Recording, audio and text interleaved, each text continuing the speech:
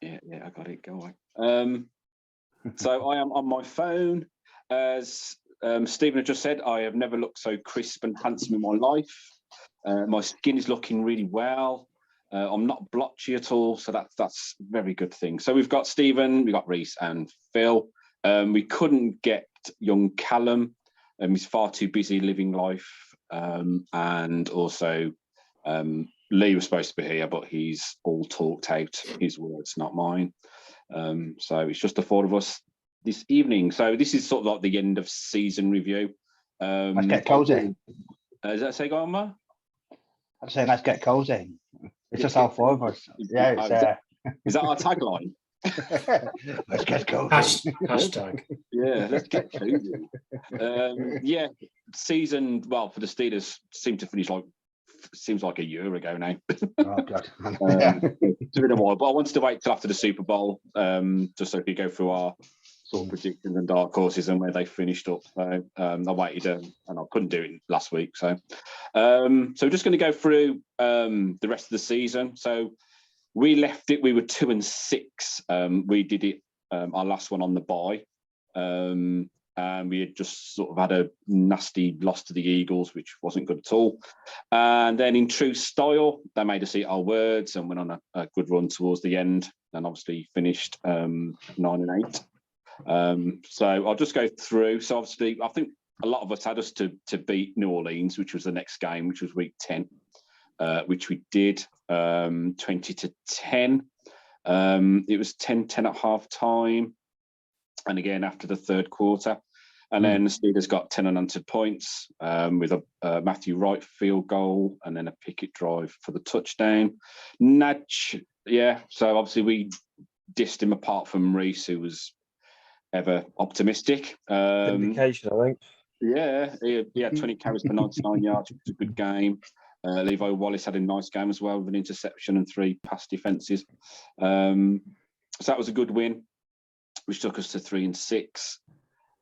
Week 11, a bit of a nasty one against the Bengals. We started off really well in that first half, winning 20-17 at the half. Harrison Pickens getting touchdowns, but then we were outscored 20-10 in the second half. Nudge again had a good game. 20 carries, 90 yards, 2 touchdowns. Frymouth had 8 catches for 79 yards. But I suppose it's sort of a good team, Bengals, by just coming back and doing the job. So they picked us on that one, which got us to 3-7. And this is when I thought we're in trouble here. I think Tomlin's record's gone, really. We had the Colts and the clusterfuck game, which was quite a good game in the end. Brilliant game. Yeah, which is always typical. I really hyped it up as really being a really bad game. But the offenses weren't great going into the game. So, but yeah, it was a decent game. We was winning 16-3 at half time. Matthew Wright, he had a good game actually. Kicks of 45, 52 and 25, and Harris again scored another touchdown. Colts obviously came back in the third with a Jonathan Taylor run and a Pittman catch to make it 16-17. Snell had a decent game, if you remember. 60 yards. Yeah. Pickens got the 2-pointer to make it 24-17. Pickett had a decent game, 20 of 28, 174. And Snell had his 12 carries for 62. Yeah, so he had a decent. I think he was MVP, wasn't he, for the group on that one, if I remember right. Decent game in week 13. We improved to 5-7, beating Atlanta, 16-19. It was 16-6 at half time. If you remember, Pickens had that nice touchdown to Hayward, all alone in the end zone. And then Matthew Wright, again, he had a good game, 4 field goals. And then Harris had 17 carries for 86 yards. Bit of a downer in week 14, losing to the Ravens, which is always bad. 14-16, another one of them games. He could have won it, but Dobbins had his usual good game. 10-0 down with a Dobbins touchdown. Obviously, we could have won it because Trubisky, we made some good drives. And Trubisky had to skip the interceptions. So It was close. I know Trubisky fired to Fryer-Mouth with 49 seconds left to make it a bit closer. But Dobbins had 15 carries for 120 yards and a touchdown. That was 5 and 8. And that's when I thought, okay, we're going to come a cropper here. But we ran out winners on the end. So Carolina was the next one in week 15. That was a good game, beating them 24-16. 14-7 at half time. Harris with a 7-yard touchdown run. Darnold had a decent game. He found AJ Moore for a 5-yard pass. And then Jalen Warren had a 2-yard run. It was 21-7 after Trubisky ran in from a yard out. 2 field goals from the Panthers made it 21-13. Boswell kicked a 50-yarder. Boswell was back to 24-13, and then just a 52-yarder from the Panthers. Trubisky had a better game, 17 of 22 for 179 yards. Harris had a decent game, 24 carries for 86 and a touchdown.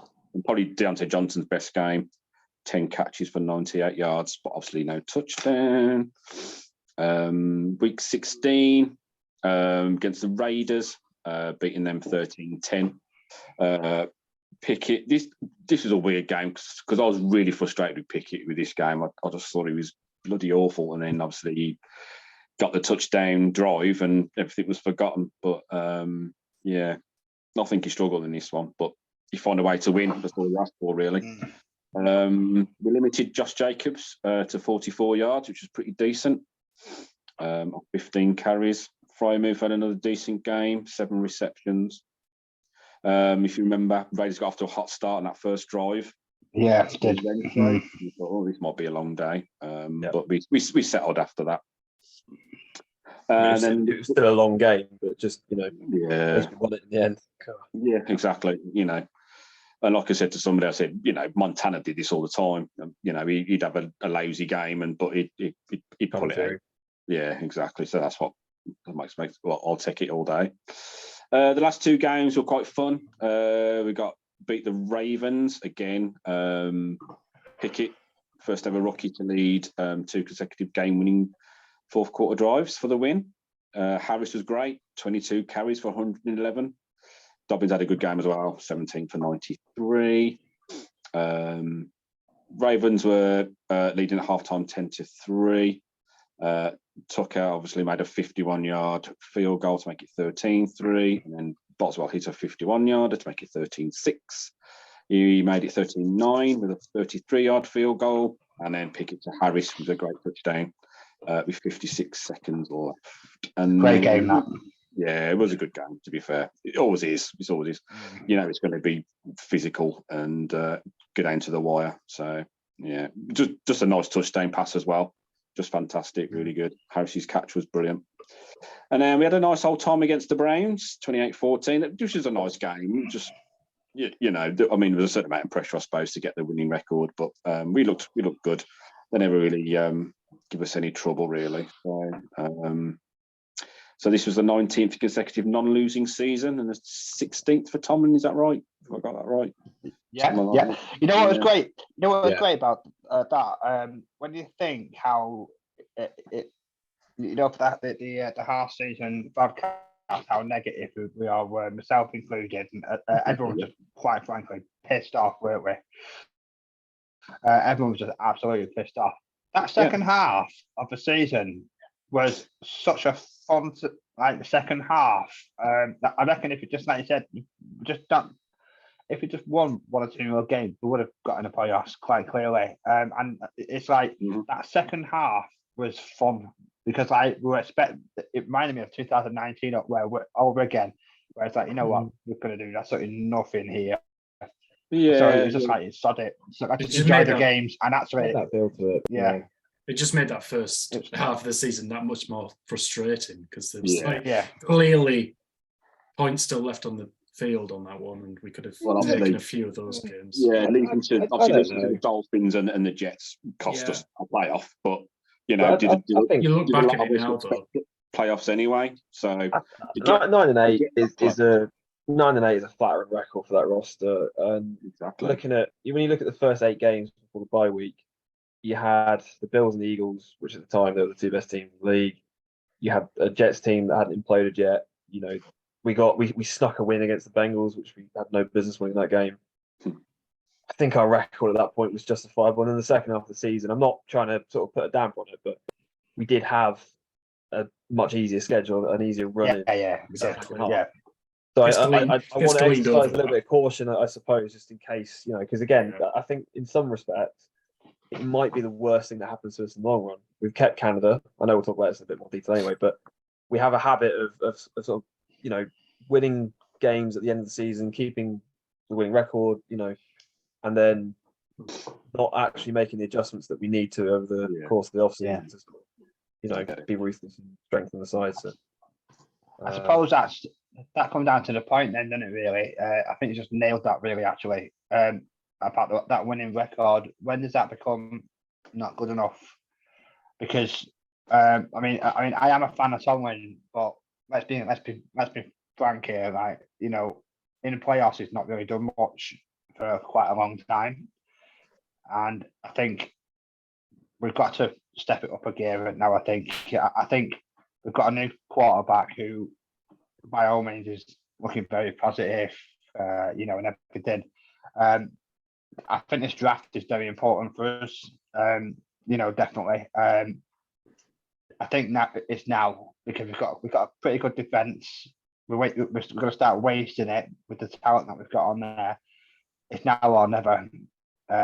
You know, we have to do something now. We have to move forward a bit. The other thing, it's great not having a losing record, but what's the point in that? It doesn't mean anything. The other thing I didn't mention as well in that totality half is we didn't have TJ Watt for the first 8-9 weeks after the Bengals game.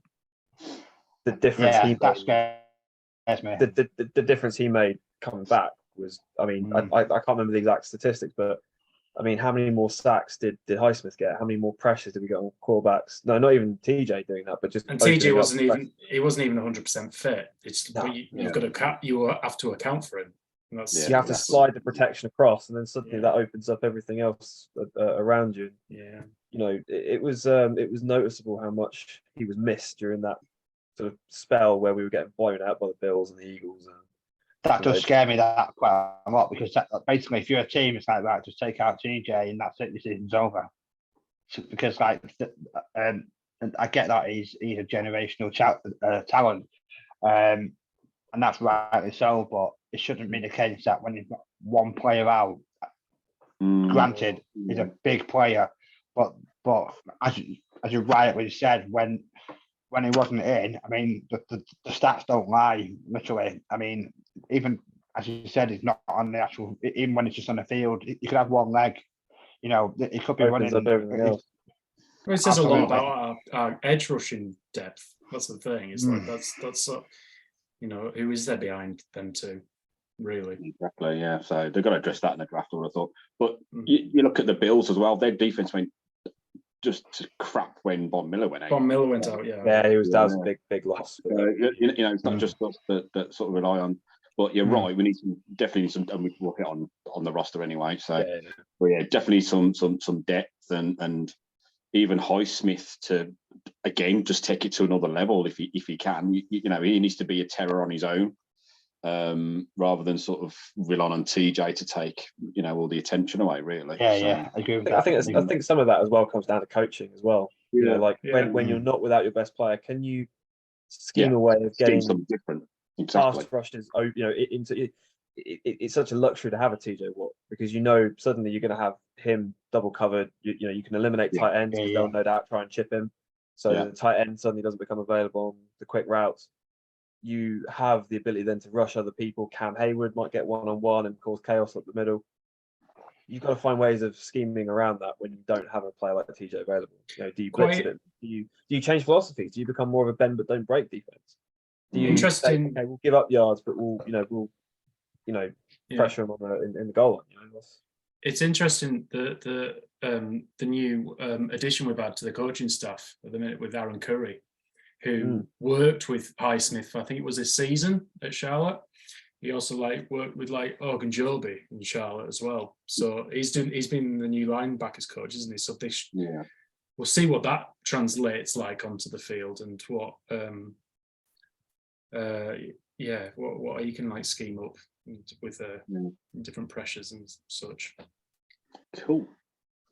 Okay, should we go through the roster and see who we think's going to leave and who we want to get rid of and who's done well? Has anybody done any draft stuff at all? Not really. I've got a few, but to be fair, I've only watched one, and that was with conversation with Phil about cornerbacks. So I've only seen a couple of those, but I've got some names that have been bandied around, so we can go through those as well. So obviously, quarterback. Do you think we're keeping Trubisky? Or do you think it's interesting, isn't it? They are. They've actually. I don't think they've got any intention of actually getting rid of him. And actually, we need him, and I'll tell you why. You see, he is a backup, and it's an expensive backup, but it's for another year. Now, the thing is where we are at the moment is I think it's a fantastic quarterback, but ultimately, and in some respects, he was kind of half thrown in the deep end in this season. So he's obviously a lot more experienced now. But obviously, we started off with an experienced quarterback, and actually, as you rightly mentioned when you're doing that run through then, there was little moments where Mitch actually did come in and he made that difference when Pickett was like, let's say, having like a bit of a concussion thing or whatever it might be. You know when he was off the field for a short while. He come back on, but he came in and he did. I wouldn't say like change the game, but he held the fort. I thought quite well, considering. Granted, he wouldn't do it for a full game, but when he came in the snippet, that's where I think he showed his experience. And at this particular stage in quarterbacks, I think that's what we actually need. I would rather not waste something on a draft, certainly not in the earliest rounds on a quarterback. Maybe if it's someone 3 later on in the rounds, perhaps pick one up just to be sure. But at this second, I think keep hold of him because I think it's quite important to the team, and I think that experience is going to really count, especially at the moment. Because definitely. I think if they needed a quarterback, I think they'd just go through free agency. I don't think they'd draft it. So there's so many out there, isn't there? Yeah, exactly. Yeah, don't want to go through the Ola Duncan crap again. Through the draft. Feels like a waste of a draft pick, really, if you're going to do something like that. Just get yourself a decent free agent who's been around the league, knows what to do, can step in for how many games and sort of keep steady the ship. Trubisky will either win you a game or he'll lose you a game. There's no middle ground. It's all dependent on what he wants in terms of money and what he thinks. I mean, he probably still thinks he can be a starter, but most quarterbacks do. So Rudolph will probably leave, and he'll expect. I think he will leave, and I don't blame him. But I mean, Rudolph's not a starter anyway. He never was. I just don't see him staying as a third string. I think he knows he's sort of like a backup to a starting quarterback for the bad team. But I can't see him staying as a third string. To be fair, what is interesting though is if Mitch does leave, I think he will stay. Possibly. And then, but either way, I think that the ball's really in our court because ultimately Mitch is actually under contract. So if we want him, he's ours. So it's just that it's 11 million. I think it is that it's going to cost. So it's quite expensive for a backup quarterback. I think the Steel. I think you've nailed the head there, Phil. It's like I think the Steelers are saying, we want to keep Mitch Trubisky because they know Rudolph's going, and there's no chance of him even staying because of he's done everything. He was like leading in training camp before they got to the season, and they never gave him anything. They said it was going to be a three. It was never a competition in the first place. So it's like these broken promises for him, and just how he's been treated by the fan base. I think they know straight away he's going to be getting out. So they're already saying, we'd like to keep Mitch because they've got no other option. Other than free agency. I mean, it would cost us $2 million to cut him, Trubisky, but we'd save 8.5. Yeah. So I'll be happy to keep him. It's expensive, but for this season, if we are all or nothing, I would be happy to keep him. To be fair, all I will say on it is this: I'm not going to compare us to the Chiefs, but you look at the job that they did when Mahomes was out with the ankle against the Jags. You look at what the 49ers have done with a fourth stringer quarterback at times. you're only as good as your backup quarterback. And obviously, I hope it doesn't happen because I want Kane to be healthy. But you need to have someone there that has experience. I think it says more about the Steelers as to what we can do when Trubisky's in. Does the offense change? Can we scheme around them? Do we have a situation where Trubisky's? I think with Trubisky, you need to have an offense that he can manage, and that the offense doesn't revolve around the QB position.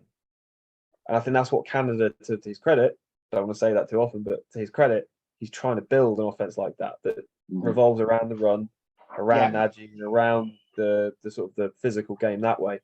Yeah. And then you just have a pass sprinkled here and there, and not putting the game completely on the quarterback's arm. Trubisky can't run an offense like that. You know, he's on his third team for a reason. Yeah, so exactly.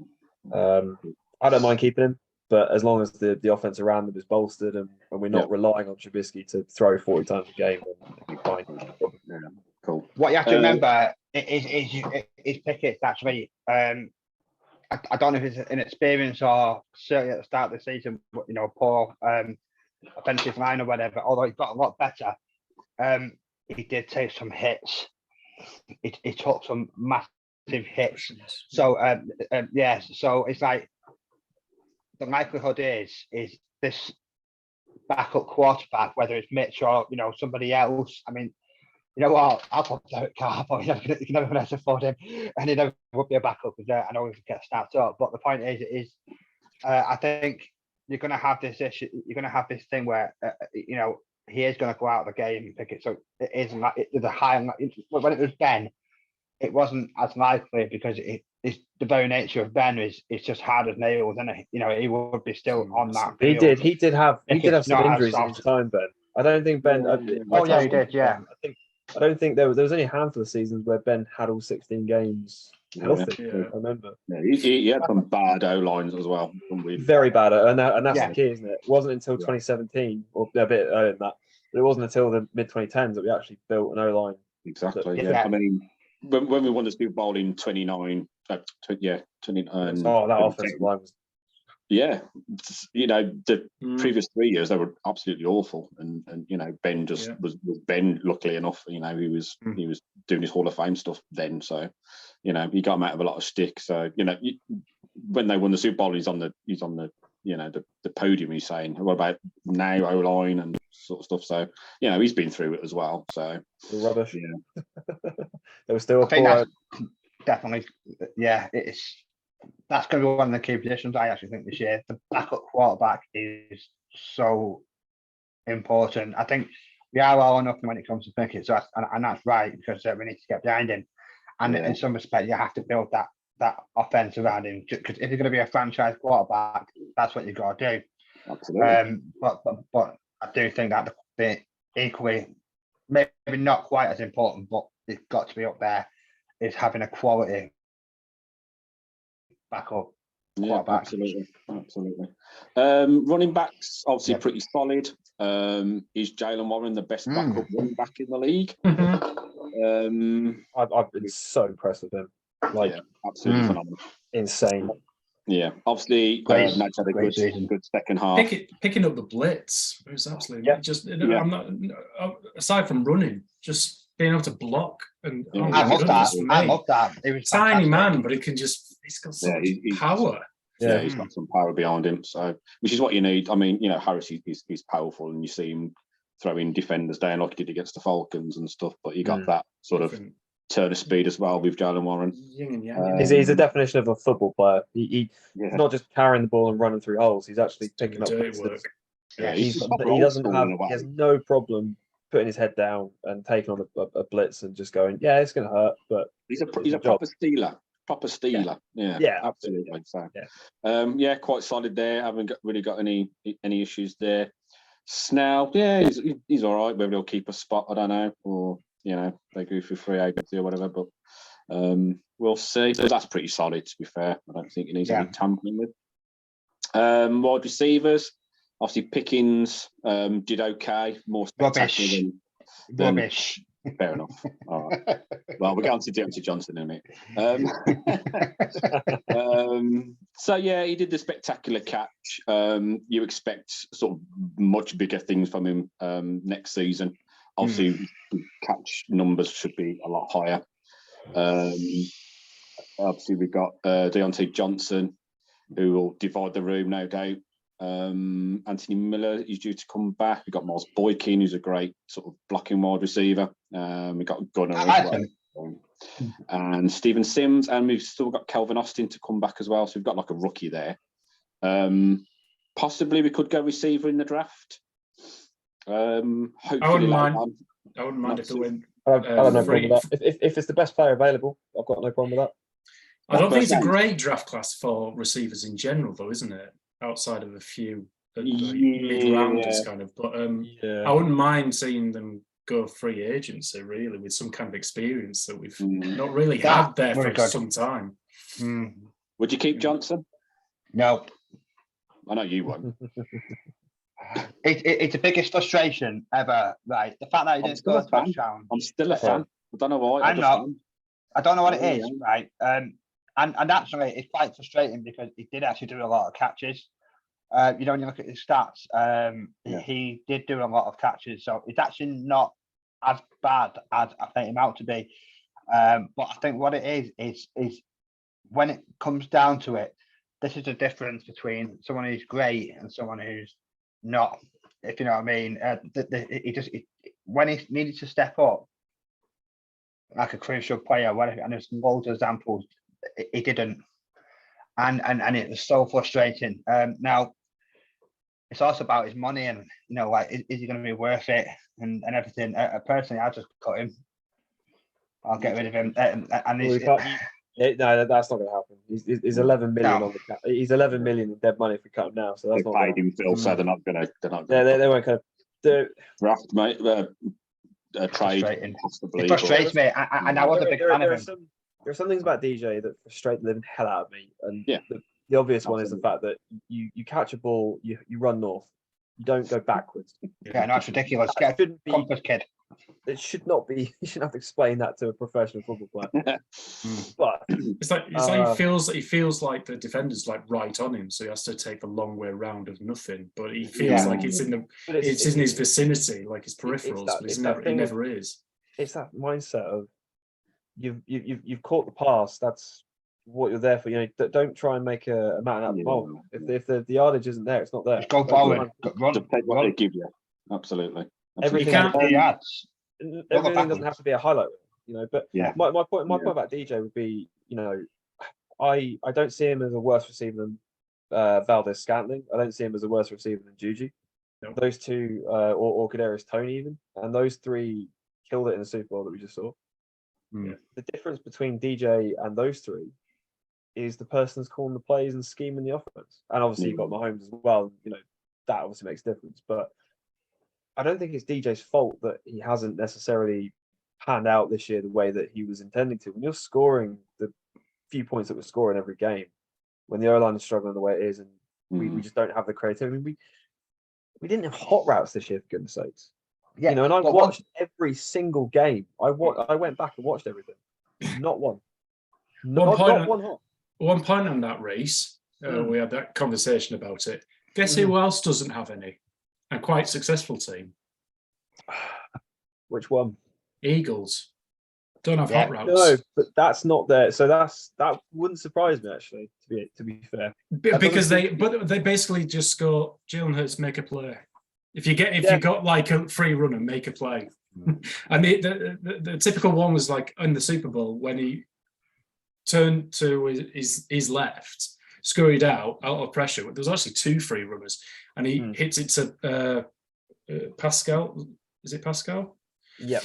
Yeah. For the first down, it was a 3rd and 6. And it was just on the line, and he just gets out of bounds as well. And it's like that's basically what they do. It's like just evade it and make a play. So it's like, but there was nothing there. They were all just like doing like quick slants and everything. I just think when you've got a wide receiver as talented as George Pickens, you've got a tight end who's peaking like Freiermuth is. You've got a running back like Najee who should be inviting men into the box to protect the run. How can you not get DJ more open than you are? There's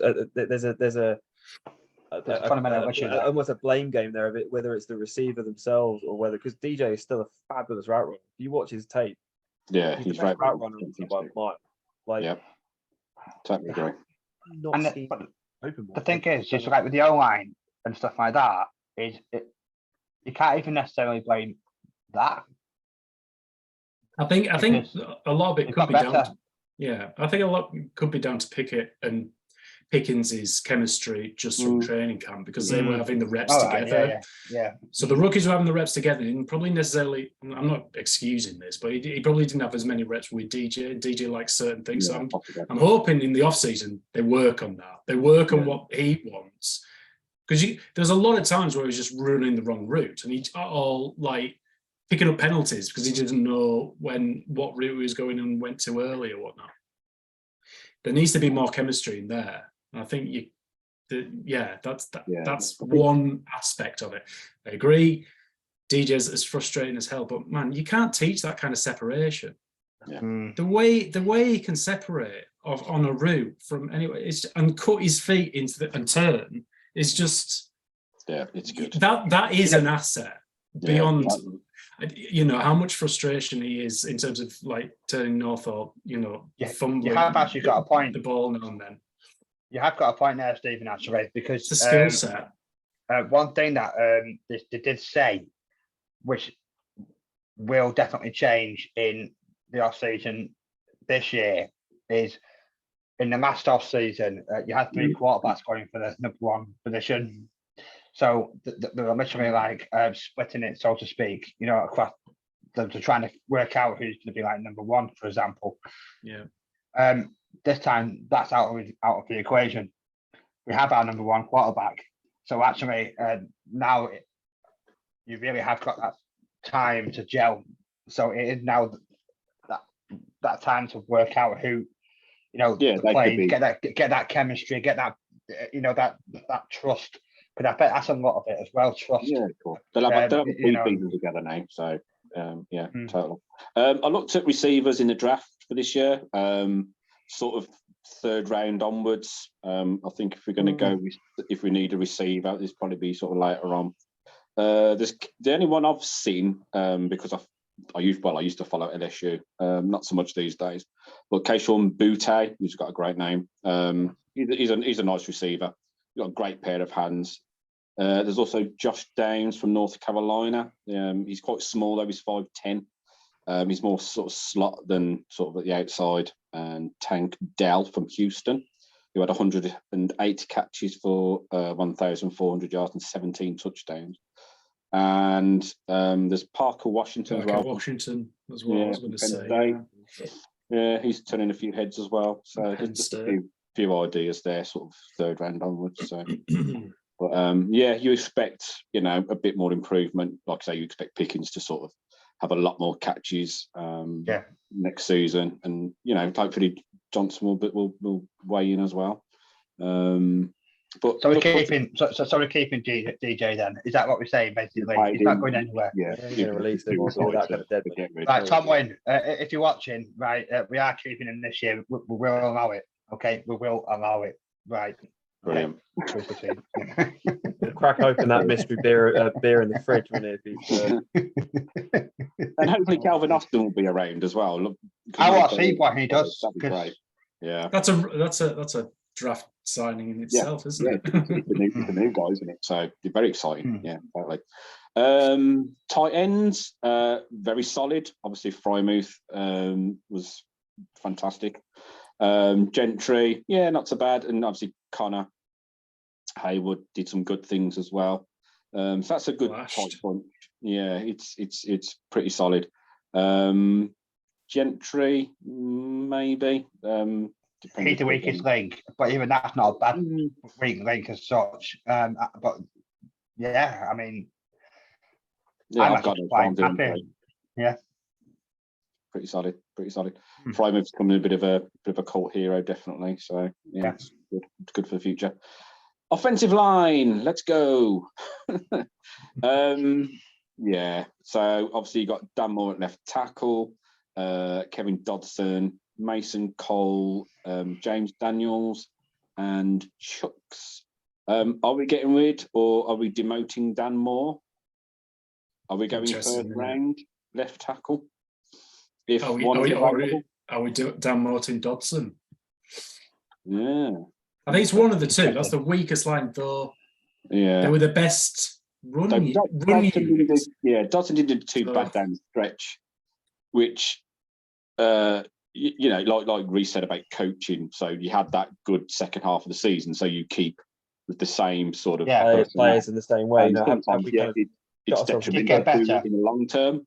Yeah. So you wonder whether Dodson's going to keep his. I think Dan Moore might be sort of backup or whatever if they go sort of left tackle in the draft, which is quite possible. I think it depends on who's left. There's sort of 2 to 3 big names which I've seen. So Paris Johnson Jr. He's apparently the big guy, but they reckon he'll go. He's number 6 on sort of like the top 100 guys. So he's from Ohio State. He's supposed to be like the consensus number 1. Peter Skorowski from Northwestern. Yeah, he's number 10 on the top 100. Again, those two are sort of like the big names. Steelers wise, they've sort of forecast Anton Harrison of Oklahoma, and Bodrick Jones from Georgia, who hasn't allowed a single sack. So there's a couple of names banding around. It just depends if they go first round with that. I'm personally hoping left tackle or cornerback.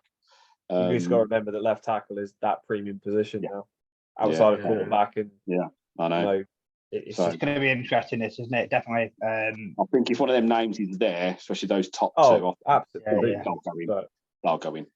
Not a doubt. I would have thought. So yeah. There's. Have you seen Dewan Jones? Any tape on him? He's absolutely massive. Oh, okay. Absolutely massive arm span, just huge. But it was like reminds me of like Daniel Falalele or whatever it was. He was like the biggest one of last draft. He went to the Ravens. Like £300 plus. Yeah. Yeah. It went to the Ravens, and apparently he's better than him because he never was. He just stays on his feet and just keeps them away. It's really solid, but it's just he's just a man among. It looks like men playing with kids. It's just huge. So he's one to keep an eye on. I don't know whether he is in the top whatever of tackles, but I'll have to have a look at him. He did all right in the season. I think if he's got no talent, but he's got all of the tangibles ever, you can guarantee the Raiders will take him. Absolutely. Mason Cole, I expect he'll keep his place, but do you think we should draft a centre? I mean, he's not young. I think you keep him the centre. I think he did a solid job, really. And if you're going to draft a centre, I wouldn't actually do that. Yeah. The Kendrick Green kind of experiment there just never didn't work at all, did it? Yeah, I definitely wouldn't draft a centre in this draft. Potentially in a future draft, maybe. I'd say keep him at this moment. I think we've got bigger needs at this moment. Definitely. So I'll say keep him. Yeah. James Daniels did well. Probably the best part of the line, to be fair. He did really well. Quite impressed with him. And obviously looking after his teammates as well. That was hilarious. He was worrying at the start of the season, wasn't he? Yeah. It took goodness, what the hell is this? Yeah. But just getting used to Pat Myers. It's getting used to Pat Myers' scheme, wasn't it? It's just, different scheme. You got to allow them, probably first half of the season to sort of gel together. So I thought Daniels did really well. And Chucks did all right as well. He was pretty solid down the stretch. So defense. Obviously got the defensive line. It's not young. There's a sort of few that have on my radar. Obviously got Larry, Chris Wormley, Adams, Alualu, who I don't know. I think he's done. He's retired. Just go. Obviously Cam, Ladimuk, and Marvin Leo, who did all right before he got injured. There's a few that are sort of on the radar if we're going to go defensive line. Like I said, a bit of depth, I think, and some I know obviously Loudermilk and Liella Young, but yeah, we could do with some talent there, I think. But Ogunjobi was great, did a really good job, quite impressive. So it's a good bunch. Yeah, pretty solid. And I think Cam took our MVP award this year. So finally, I mean, I voted him last year. I was gutted he didn't get it because he was an absolute workhorse last year, but he's been a workhorse this year. He's still waiting for my message off Twitter because his mum knows, and she's supposed to tell him, but he hasn't replied yet. So I was getting quite excited last week. Disgusting. I almost feel for Cam because it's one of those things where TJ gets all of the kind of press, the franchise player kind of tag, if you like, and obviously Fitzpatrick because he takes all the interceptions and that. But Cam Hayward to me is just he's a workhorse. He's genius. Ridiculous.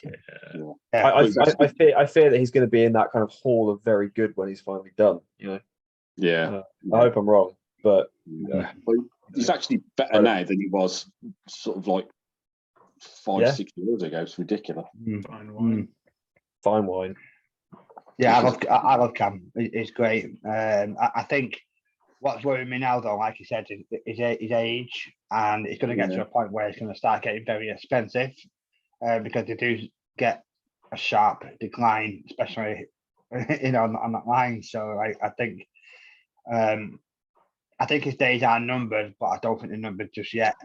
I'm hoping I'm wrong in that respect because, like you said, he is the hardest worker on that field. There's no question about that, and actually he's a veteran, and he's rightly so like the leader in that. He's the one who gets riled up, and actually that's just as important as well because relatively, the team is relatively young. They have got apart from the defensive line. It is a young team, so you do need them people to bulk and stuff like that. And Cam does; you just know it. I wonder how much signing Connor Haywood was in the plans of extending Cam's stay. Do you know what I mean? We've got him now on a rocky contract, so he's going to be here for a while. So can you do us a few more seasons? What's only here for TJ? Yeah, I did laugh at JJ Watt apparently says. Yeah. I love my brothers. I love my brothers, but I don't love them that much. Yeah. It was a proper meatloaf answer, wasn't it? It was just like, I'm not going to go veterans minimum. What are you about? There's a couple of jackasses. Quite funny actually. So yeah, talking about the Watts and linebackers. So obviously you got TJ. A bit of an injury-plagued season, obviously. He had his moments sort of during the stretch. Had a couple of great interceptions in at the line. Just amazing. That athlete. Absolutely amazing. Yeah. Ridiculous. Even at slow motion, you think, how the hell's that? It's unbelievable. Yeah. That's a what trademark. That's what JJ done so often was down the line. That doesn't necessarily count on the stats like a sack does, but the idea that it's just from how deflating is that you block the guy and they still make the play. Yeah, but it's perfect. Thing to remember is if you're not going to get to the quarterback, do as much as you can to disrupt the flight of the ball. Catch it if you want. It's almost like he practiced catching babies out of burning buildings. It's ridiculous.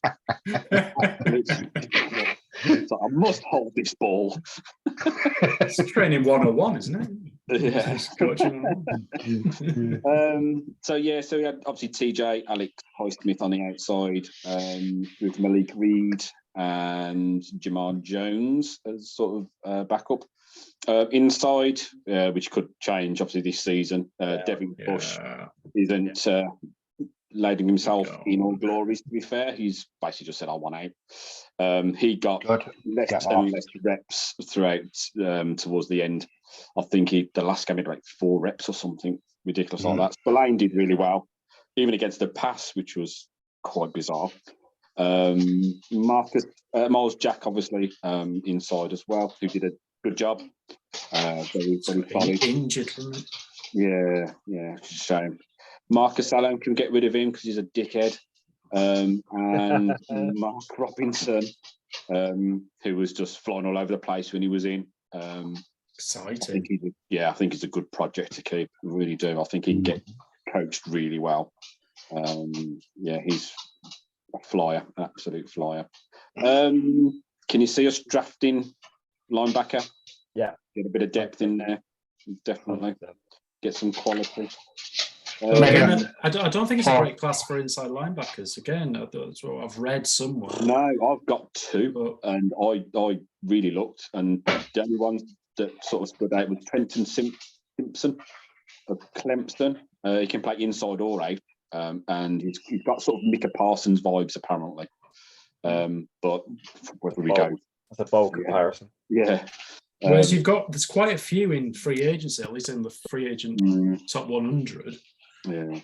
So it's what flavour you want, really, if you're going down that route. But yeah, definitely. I wouldn't, I'm all on board the Tremaine Edmonds train, but it's going to be costly. That's the only thing. So, but you got to admit, to that point, you've got a rookie you got a quarterback on a rookie deal. Yeah, no. You've got TJ in his peak, Cam in his peak, Fitzpatrick peaking as well. If you believe it'll work, then just go for it. If you're going to load up, now is the time to do it. Do it now. So, absolutely. I'd have no issue with it. Not steal away, but I'd have no issue with doing it. You got to do it. You got to do it. Yeah. So I can see some depth coming in by the draft and probably free agency as well, especially if obviously Bush, Marcus Allen go.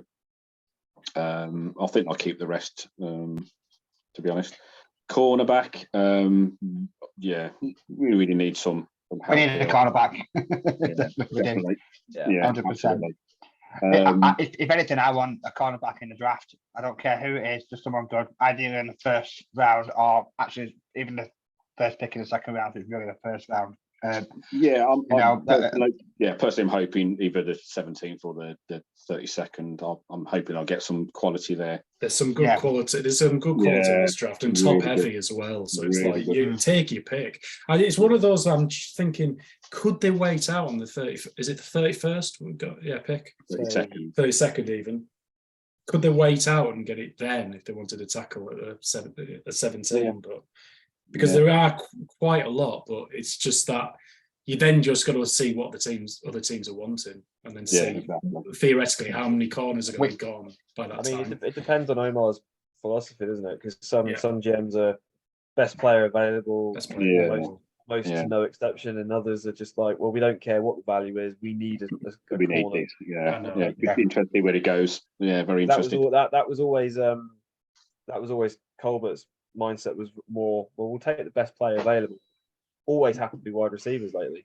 Don't necessarily need one, but we'll take another one. And obviously you always seem to get it right. So we're in the position where this is where we need help. Is this position? Is that position? And that's what we need to do. I think that's the single biggest, most important position that we need to deal with quality. That's without a doubt. A tackle, but definitely. We need that. So it's the sort of top one is sort of Devon Witherspoon of Illinois. Gary Porter Jr., who's obviously got connections with the leader, so he's always going to be in the mix. Good press corner, he'll sort of shut people down. The one I'm loving is Cam Smith of South Carolina. Right. Watch him. He's a little pocket rocket. He can, and he might suit the Steelers because he can play outside, he can play nickel, and he can play safety. And he's a surefire tackler. He's red hot, absolutely red hot. So he's my big name. There's Ellie Ricks of Alabama. Kelsey Ringo from Georgia was another one that's doing the rounds. He's like 6'2". Then he's sort of made for the outside, so which is what we need. Emmanuel Forbes of Mississippi State. He's had 14 interceptions since 2020. So like Stephen said, there's absolute tons. Christian Gonzalez as well. I've got as a start. Kool-Aid as well, decent. I mean, Benjamin Morrison, take your pick. There's a guy from the Lions as well that's decent. I mean, if we don't get a cornerback in the first 2 rounds here, we're really not doing well, to be honest. Okay, so elephant in the room. Who would take Jalen Ramsey for the 32nd? The price is right. Okay. The price is right. How old is he? 30? See, 29, 30. 29, possibly. Yeah, he's come up to 30 at least. So he was the second best ranked cornerback in the league last year. I mean, if you get him, you're thinking this is the year. So I don't know if the Steelers are thinking this is the year. Yeah, do they ever think that? Yeah. This is what I said before. We've got to do something because we've got to at least get deep in the playoffs. We have to show them that we're actually serious. Yeah, the likes of obviously Allen and Burrow. Yeah, with a spoon, Morlett and Pierre are just not going to cut it for me. I'm afraid. They're solid. Don't get me wrong, and they can do a job, and they've done jobs before. But yeah, we need some proper sort of shutdown corners, especially in the league we're in. So, safeties obviously pretty solid. Obviously, Mika had a good season. Terrell Edmonds had a good season as well. I thought he did really well. Trey Norwood did all right when he came in. Kazee was great till he got injured. Yeah. So that's pretty solid bunch. Can't see much change in there. Really. Special teams. I know they're going to bring in some competition for Boswell during the off season. Apparently, so that'll be interesting. So that was interesting. That with actually with Boswell, he didn't have the best of season, but he was injured for a good portion of it. Wright didn't actually do a bad job. Yeah, he did all right. He had a bit of a squeaky start, but he had some decent games. Yeah. So we know. I don't think that's a particular concern. I think Boswell's job's pretty safe, if I'm honest, especially like he's on the contract. I'm not worried about that at all. Don't move on from them. I think it sort of highlighted it's a luxury that we've had for a long time now. The idea that a kicker can just be automatic, other than maybe Justin Tucker. Is there anyone else aside from him that you take over Bozzy? Yeah, not really. There's not too many. No. No, not really. Just in terms of the draft, round 1 we're pick 17. Round 2 we have 2 picks, so 32 and 49. Round 3, number 80. Round 4, 120, and then 2 in round 7. 236 and 243. We lost our 5th round pick back in 2021 for Witherspoon, and the 6th for Malik Reed, which is where we got the extra 7th from as well. And we forecast not to receive any compensatory picks this year either. So just to let you know for that one. Cool.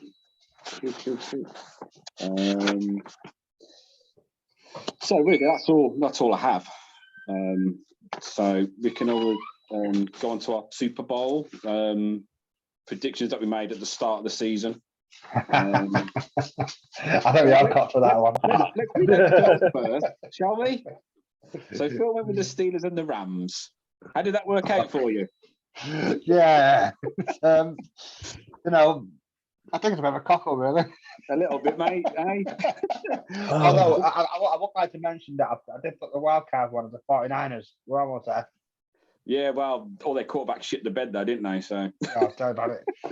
Yeah, no. We're about 38 quarterbacks. Phil, didn't you play at one point during the 4th quarter? Yeah. I hurt my toe though, so I have to come off. Callum had the Bills and Rams. His dark horse is the Chargers. Never dark horse the Chargers. Everyone went with the Rams. Yeah. Stephen, Rams and Chargers, is that right? Your dark horse was the Eagles, which was a good shout at the time anyway. And Rhys, you had the Bills and 49ers, so you were close-ish on both sides of that one. Yeah. I think the Bills, to be fair, I think they were mentally exhausted by the time they got completely the Bengals in. They were done. Well, the Von Miller and then Damar Hamlin. And then Damar Hamlin, I mean, it was going to go one of two ways. It was either going to inspire them to have that kind of storybook scripted But whatever. It never happened. It never happened. It was always too emotional. They were mentally exhausted. Yeah, exactly. The thing about the Bills, unfortunately, for the Bills, is that they are known chokers. And it's like, they're a great team, and they have been a great team for a couple of years now. But I don't think they're chokes. I mean, flipping Mahomes in 11 seconds knocked him out, in overtime as well, just the first drive. So they never sort of replied. So I wouldn't say they choke. And like I said, the team's probably, a good 2 years old, and they've got another probably 5 years to get something. Oh yeah, their window's not. Their exactly. Window's Exactly. I don't think they've choked. They're absolutely fine. I do question if, but then I could say the same about Andy Reid's had that tag for years of will they ever get over the hump? Will they ever win the big one? Because you look at how the Chiefs were like that for years, because Andy Reid's been there. Alex Smith and the amount of playoff games that they lost. Mahomes did it. So it only takes one. It only takes one Super Bowl, and people forget it. Exactly. It was telling though with the Bills that they couldn't get to the quarterback of Bengals with the Bengals. What was it? Second string O line. It looks like what was their biggest strength, their defense, needs retooling. It's strange. Like it's bizarre. Perception at the start of the season. Even without, he's going to be this juggernaut. Even without Von Miller, you've still got some all-pro players in there. Matt Milano, inside linebackers in the league. You've got great corners. You've got Leslie Frazier, who's one of the best D coordinators in the league. I don't know if it was the snow or if it was just the mental exhaustion. I think it was exhaustion. Because they didn't play that well against Miami either. I genuinely didn't want to watch that game because I was convinced it would be 50-0 after that game. After that game, I was like, they need to proper lift their. That was a Steeler performance of looking past an opposition to the next one, kind of. Definitely. They managed to get through it, and then I thought, they'll play a lot better against the Bengals, and just never showed up really. So not to be too boastful, your host actually got the right one. So that's the Chiefs. I had the Bucks, but they weren't great all season either. To be fair, though Brady wasn't too bad, but around him wasn't great. But I did have the Chiefs in the end. So. Holding call pending. So I think the Chiefs are just definitely one of those teams out there at the moment, and I think the Pats fans are a bit bitter right now because I think as it stands right now, the Pats fans, Patriots. I think the Chiefs are actually better than the Patriots in this stage. The Chiefs are actually better than they ever were. When you look at the actual stats of like Brady and Mahomes, like 5, 27. They need to stop that though. They need to. That is my most annoying thing at the moment is every time Mahomes makes a Super Bowl or a champ game, and it's the comparison to Brady. It's like, can he not just be good? Can we not just enjoy what we have right now? Can we not start comparing that? And also, they're two completely different quarterbacks. No disrespect to Brady, because I'm not trying to slander Brady, but Mahomes makes throws that Brady couldn't have dreamed of in his prime. No. Just can't. And that's nothing against Tom. That's just Mahomes. There's no quarterback that can make those kind of throws. Exactly. Brady was just the ultimate system quarterback and got the best out of everybody. And that's not offensive. You're absolutely right. But you say that to Pats fans, they take that as really offensive. But I think a game manager is not that's what a quarterback is. They are a game manager. They manage the game. They don't make mistakes. Move the ball down the field. Mediocre receivers he had, around him all. I know he had Randy Moss and blah blah, but he had so many sort of mediocre receivers and Amendola, Logan Ryan, Welker, running backs as well. But Edelman was the pick of them, and even he wasn't elite really. He was a good wideout, but he wasn't spectacular. I mean, Gronk is the outlier of all of that. That's probably where the comparisons at the time was good. That's probably where the comparisons are coming from, like from this season, because of the Chiefs with their offensive capabilities. I mean, what did you have? Juju, you had MVS, you had Sky Moore, all these like McCall Harmon was injured. You know, you had this like core of like wide receivers that you think, well, that's not going to against the Eagles, and that's what I based my prediction on, the Eagles winning for that. But it was, the Eagles on the irony about the Eagles was as aggressive as they were on offense in terms of their decision making, you know, going from fourth down a lot. You know, you get the feeling that they put all the poker chips in the middle and said, we're going to win a Super Bowl. We are going to basically take chances. We're going to gamble on fourth down all the time. I have no problem with that. That's how Super Bowls are won. You look at how the Eagles won the first Super Bowl. You going for it on fourth and goal with the Philly play and all that. But defense-wise, they didn't even get to him.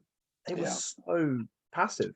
I don't, you know, and the narrative for the Chiefs this year without Tyreek Hill was, can they beat quarters coverage?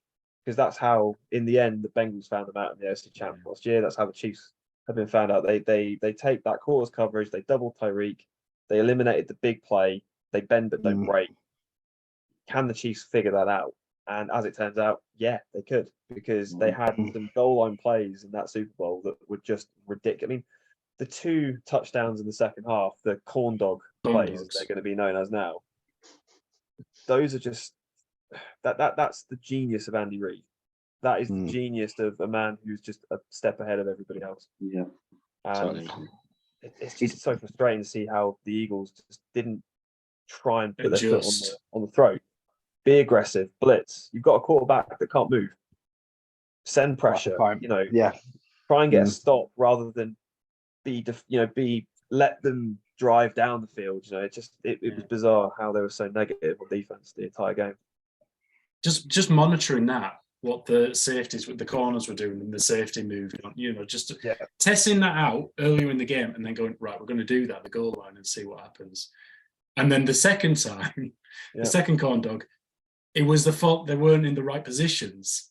No. So you saw the time clock. It was brilliant on NFL films. The time clock going down. He goes, "Oh shit, Sky, yep, I'll go that way." It's amazing. Well, the first one's an RPO. It's not even a throw. It's not even. It's not even a pass. It's a run play that Mahomes has the option, if he likes what he sees, to make that quick out. Yeah. If he doesn't like it, then they can still run. It's just. And they just did the same thing. They just so happened to do the same thing in the defense. I'm just like, right, I'm doing it again. Yeah. Brilliant. You're going to see so many other teams next year copying that motion, copying that kind of, you know how like for several years after the Philly special became like it was in every playbook and every team. You're going to see that. But it's not necessarily about the play itself. It's about what the defense is doing. It's what the defense is doing and how it reacts to certain things. That's what like Andy Reid did. He just like saw that early in the game. It's like, right, if they're doing that, then I can trick it. They'll be wide open if they do the same thing again. So it's just, and why it works so well in goal line is because the field is so narrowed. You've got all these bodies in front of you.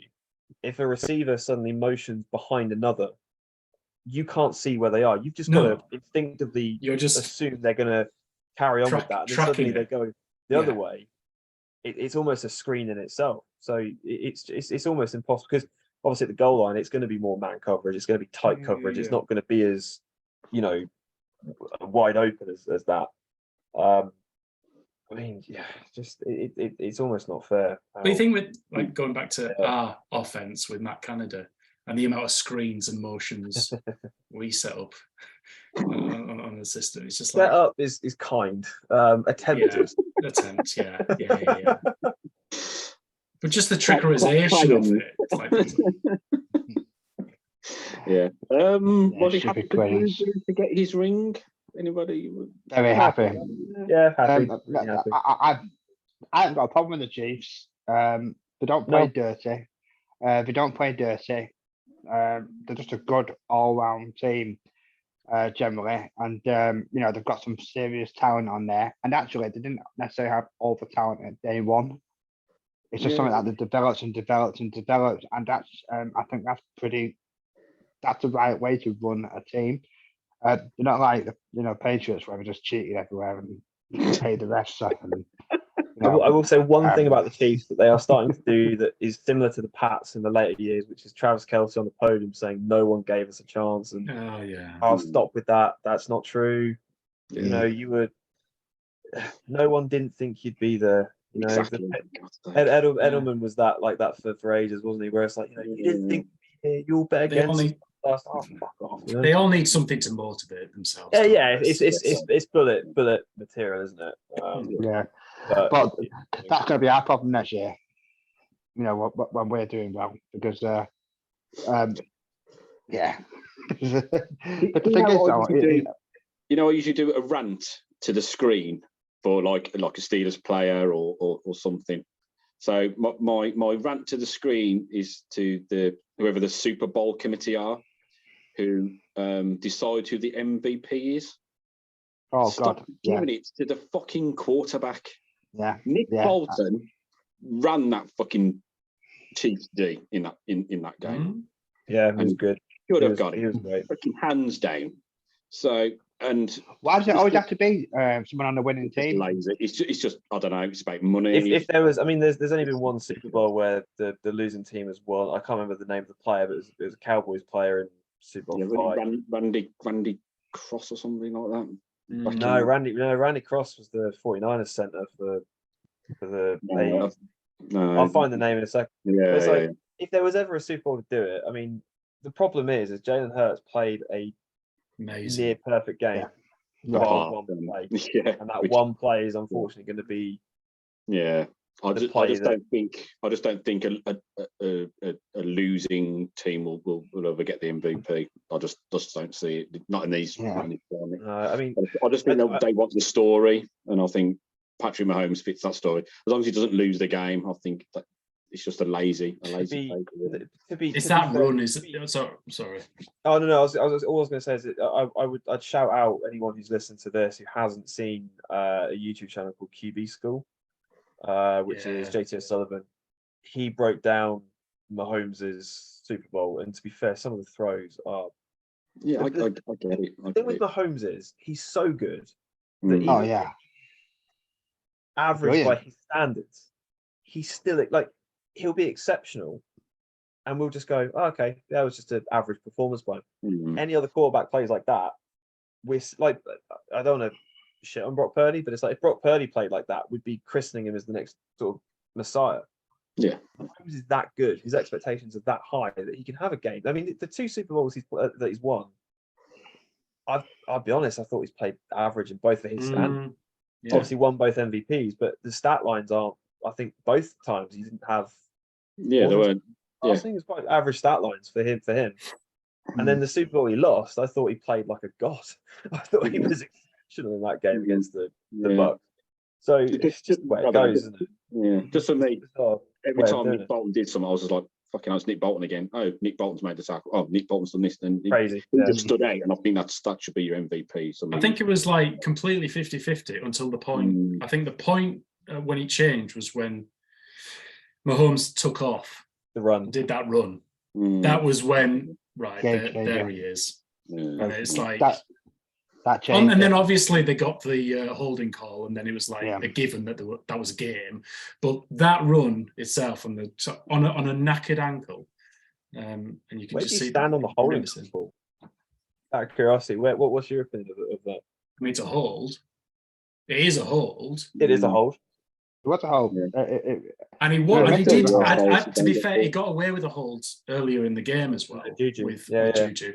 So whether it was them going, well, we didn't do it for that, so it's like a make-up call, like from that one. I think it all depends on the circumstances of the play, to be honest. I think because it was sort of red zone, I think they had to call it. So I mean, it was like they just sort of brushed against him really, and just let go almost as soon as he sort of touched him. But a hold, and they're going to call it in that circumstance, I think. So I get the argument. I get the argument that he threw it so out that it was not catchable anyway. And even Juju, to his credit, looked and said, "Like, well, I was never going to get that, so let's do the next down." I think in a PI situation, that's an argument. I think in holding, it's just a case of, well, it's a hold, therefore it doesn't matter if it's catchable or not. They'll call it regardless. But Mahomes threw it with the anticipation that they were going to call it anyway, so it was just like a non-throw anyway. So it's I'm on the fence. I was on the fence with it because I was like, yes, it's a hold, but that effectively ends the game right there. Yeah. Well, it's not. It's also the biggest stage. It's also the biggest stage in it. It's Super Bowl, and it's like if it hadn't been called for a hold, then they'd be calling for it to be a hold, and vice versa. So I suppose you've got to make some sort of decision, really. Yeah, and it's just because it was soft. It's a no-win situation. It's a soft one, yeah, granted. But ultimately, it was a hold, and they've admitted it was. Yeah, oh yeah, fair play to him for that. I mean, I just think as well that I don't actually recall many penalties before then that were kind of in the PI holding. There were a few false starts, a few offsides. Yeah, there's not many. Not a lot of. I think the referees overall throughout that game, I thought gave it a nice, allowed the game to play on. Yeah, just a shame it ended like that, really. So. Well, I mean, look at the Bengals game last year. It was exactly the same. They had a PI call at the goal line.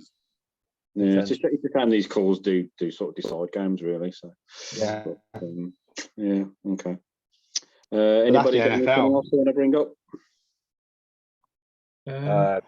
What do we? How do you think we're going to actually do now? Oh, how are we going to do? Well, yeah, I don't know. I'd rather wait till the off season, see the draft, and then we can all come back and do the preview if we're all up for that. Have we said who we keep? If we get a left tackle, not yet, and if we get a cornerback, we've got it. We can do this because we're actually. I don't think we're actually that far off. It's just some tiny little pieces. It's just tiny little tweak. I say this every year, but I was going to say you say this every year. You just tweak it a little bit more, Phil. Just a little bit. I know. More. I'm still tweaking. You're like a really dodgy quick fit fitter. Yeah, just a little bit more. Just a little bit more. Yeah, that cost you £300. This time next year, Trig will be millionaires.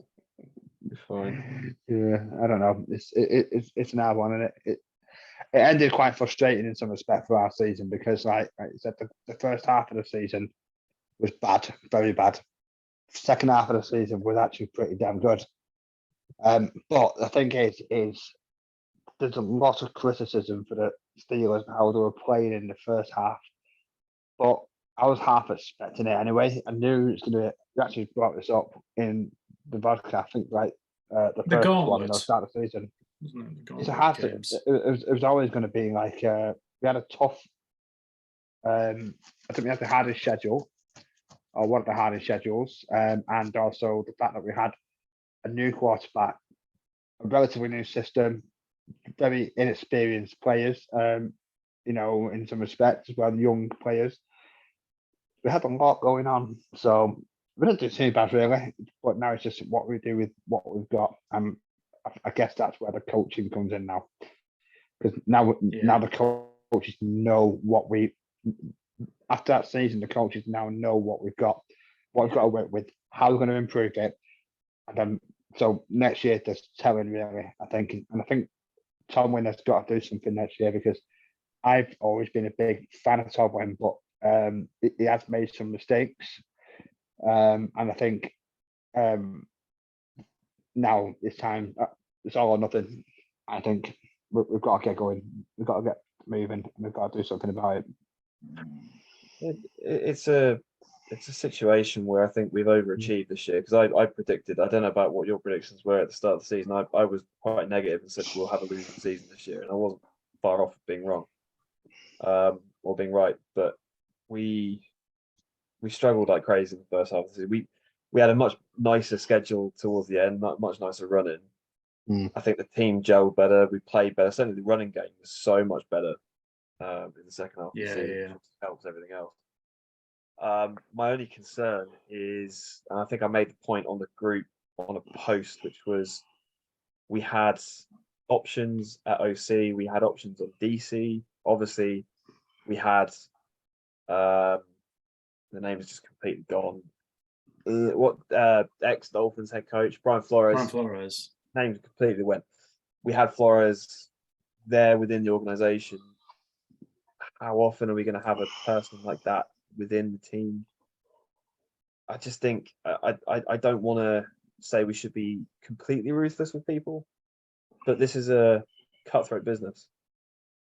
I think when you start, when the Steelers have the attitude that they have of not firing people, letting contracts run out, letting things expire. Same with players as well. I just think, have we sleepwalked ourselves into a situation where we've got an offensive coordinator who isn't right for us? Have we just let a potential future head coach walk? I don't know. I'm skeptical on that front, to be honest.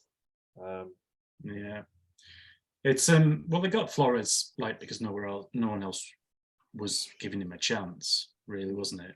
In a position where really it was going to move on to the bigger and better things anyway. Absolutely.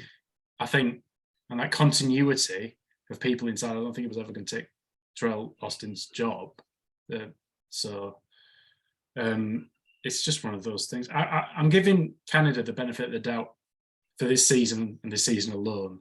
And I made the point on the group as well, where it's like he had the first year with the last year of Ben, in a system where he's had so many different coordinators, and he's not going to change his system. So that was a little bit, well, I do it a certain way, and this isn't going to mesh, so I'll just have to do what Ben wants. Then it was this season where it's a bunch of quarterbacks, with a variety of different skill sets, and it's you still can't really get your true offense on. Well, I assume it's not his true offense. It's really basic for that reason alone, because you're working with a rookie, you're working with a guy who's just come into the team for the first time, and I'm just thinking, if he doesn't develop this season, with what he has now and what he knows, with the same pretty much nucleus of receivers and tight ends, and it's now or never really to develop the playbook. And if it doesn't work, then it is him, and it's not a situation.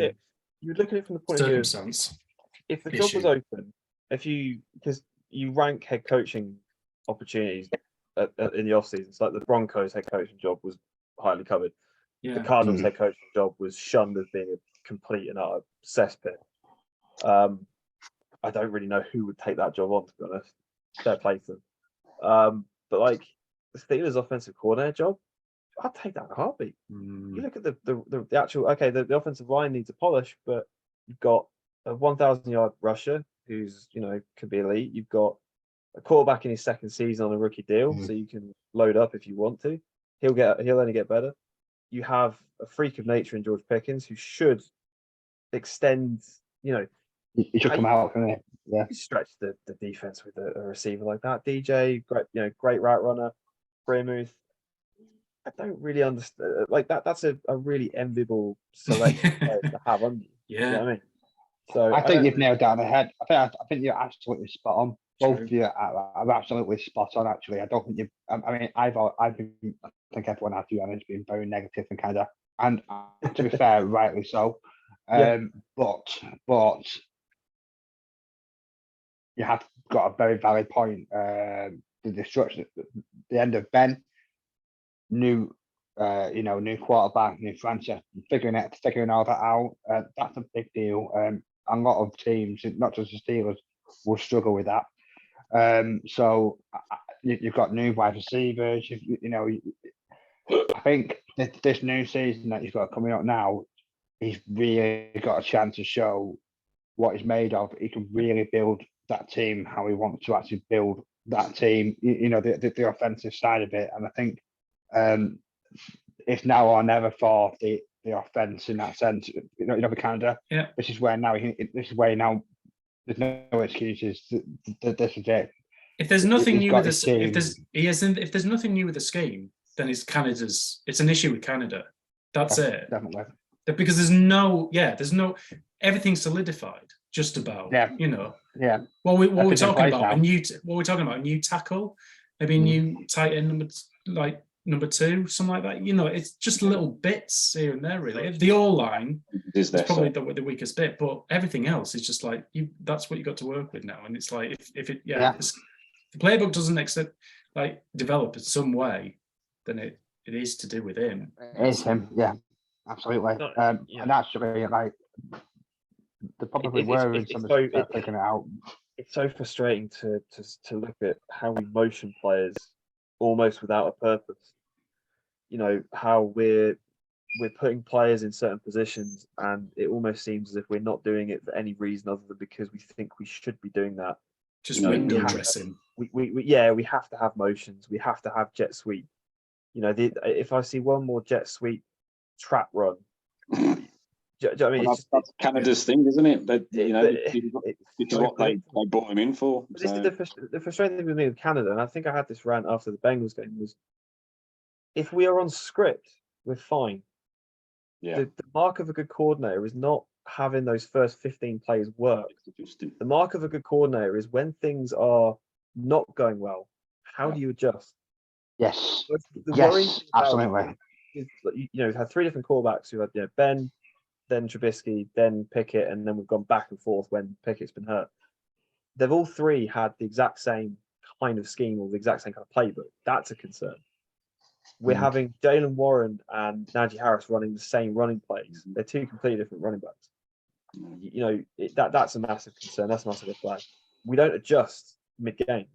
And when you look at how the teams that win Super Bowls because they're able to make those adjustments absolutely throughout the game and pick apart defenses and exploit, you know, taking what they're given and, you know, evaluating weaknesses and moving forward. And Canada just hasn't done that yet. No. Yeah, he's got his script and that's it, and you just can't live like that. So no, and that script worked against the Saints. It worked against the Panthers. It worked, you know, for some games. But then you look at the Raiders, the Ravens games. You look at you know, you look at the games early on in the season. Yeah, it doesn't work, and then it's a case of, well, what now? You know, you can only ride on the talent of your players for so long. You have to scheme them open at the same time. Yeah, that is my biggest concern moving forward, for sure. Yeah, absolutely. Cool. Okie dokie. Are we done? I think so. Yeah. Okay. Yeah. Cool. We are. Yeah. All right. That's that sorted then. So Super Bowl winners this time next year. Done. Sorted. Cool. Thanks, Jen. Yeah, thank you very much for doing this. I'm going to take a bit of a break from the group just for a month or so, just to recharge the batteries. Doing the merch just freaking knocked me out. It was absolute ball ache for a lot of it, to be fair, but I got it done. So they're available. I'll probably come back sort of, I don't know, April-ish or May. I don't know whether you guys are around when we did the all-time team vote back in 2018. So we did a vote for position. Yeah, I know you were around. So we'll sort of reopen that. So we do it every sort of 5 years. It'd just be interesting if TJ gets in. And obviously we've got all new members, so it'd be interesting to see who goes in. And there were some lazy picks on the first team. So Chris Boswell for kicker, blah blah blah blah. You know, we've had Gary Anderson. So yeah, just be interesting. So I'll bring that up at some point. So would you rather definitely? No, I can't believe it. There was talk of a sort of off-season meet as well. Just because obviously I've got one more thing to add. Fuck Dive-Bar. Yeah. Sorry, just got to add that. I'm not even from up north, but you know. Yeah, you'd be I left a shit review. Miles away from it. Still a shithole. Yeah, I was literally at New Street and literally just waiting for my train with like 10 minutes to go, and then all these my phone just pinged like mad. And I was ready. I was like, thank fuck, I didn't get on the train. But yeah, I was actually running all the way through Manchester at that point. I was trying to salvage it, and then it was shit. And I was like, well, shall I go and just hug Phil for 3 hours somewhere? But yeah, I was one of the lucky ones. I think Paul Clark was in Manchester at the time from Northwich, and I know Paul Felden couldn't get home till late, so. There's a few that sort of crazy, and just no apology. That's the big thing. It's just no apology. I mean, Laura wrote to them, I wrote to them. I mean, mine was very sort of sarcastic and damning, but you should expect a reply at least of some sort, but they couldn't be bothered, so they knew that's just guilt to me. They just couldn't be asked. Assholes. Yeah, absolutely. Assholes. Yeah, so but never mind. But yeah, there is talk of sort of like an off-season meet with a few sort of somewhere sort of suitable. But yeah, we need to get a safe one sorted as well. So we'll get that done.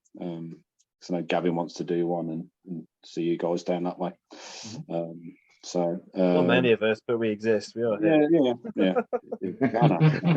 No, your way don't exist. But what happens when I support a Steelers team? It's just inevitable that I'm going to be one of the few Southerners, isn't it? Yeah, but I'd bear the brunt of it all because I'm in the middle, so I've got no excuse. So. But I don't think there's anything else sort of on the horizon now. It gets a bit quiet now. So, but obviously we'll do a bit of draft stuff when that comes up. So if anybody's got any sort of hot plays you want to put profiles on the group, please do so. I know we're not a Britball page, but obviously anyone's local teams or that, feel free because I'll visit my team. We play. Yeah, I usually do like a Britball sort of weekend. Yeah. I know there's a lot of guys that play. I'll big it up and just get to. So you got any questions about your local team? I'll do a Britball day anyway because there's quite a few. Obviously Callum with what they call Wakefield and Rushes in there and London. If we're gonna do a meet up at some point, maybe Britball might be the best way of doing it. Yeah. That might be the medium that we all need. Yeah, maybe. Yeah, it might be a good one. Then do a pub afterwards or something. Yeah. Good idea. Okay. Cool. All right. Cheers, gents. Thanks for doing this. Pleasure as all. Have yourselves a good few weeks, and I'll see you all soon. Excellent. Bye. Take care, yourself. Bye. Bye.